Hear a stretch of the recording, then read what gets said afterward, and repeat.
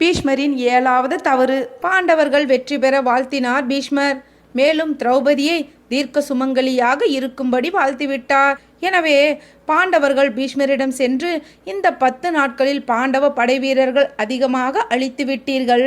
எங்களுடைய வெற்றிக்கு நீங்களே தடையாக இருக்கிறீர்கள்.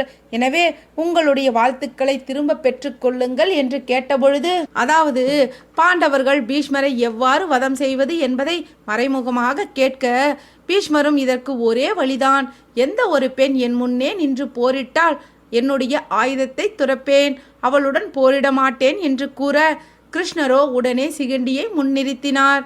இவரோ ஆயுதத்தை துறந்தார்.